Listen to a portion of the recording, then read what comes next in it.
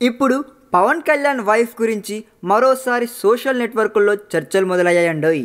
నిజానికి రేణు దేశ్రాయ్కు డైవర్స్ ఇచ్చేసి అన్నా లెజినోవా అనే రష్యన్ సంతతికి చెందిన ఆస్ట్రేలియా అమ్మాయిని పెళ్లి చేసుకున్నట్లు అసలు ఎవ్వరికీ తెలియదు. జనసేన స్థాపించిన కొత్తలో మ్యారేజ్ రిజిస్ట్రేషన్ డాక్యుమెంట్ బయటకు రావడంతో ఈ విషయం అంతటా పబ్లిసిటీ అయింది. కట్ చేస్తే అసలు ఆమె ఎలా ఉంటుంది అన్న విషయం మాత్రం ఎవ్వరికీ తెలియదు. కానీ మొన్న మధ్యన శ్రీజ పెళ్లికి ఒక ఫారినర్ అమ్మాయి వచ్చింది.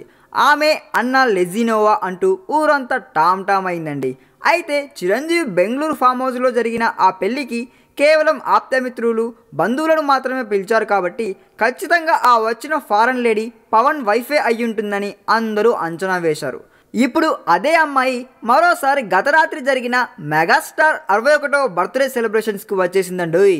అందుకే ఇప్పుడు అన్నా లెజినోవా ఈజ్ బ్యాక్, పవన్ రాకపోయినా కూడా ఆయన భార్య వచ్చేసింది అంటూ సోషల్ మీడియాలో హల్చల్ చేస్తున్నారు. ఇకపోతే కనీసం ఒక్కసారైనా పవన్ కళ్యాణ్ ఆమెతో కలిసి ఎక్కడైనా కనిపిస్తే ఈవిడే ఆ సో కాల్డ్ అన్నా లెజినోవా అని అందరూ అనుకోవడానికి ఉంటుందండి.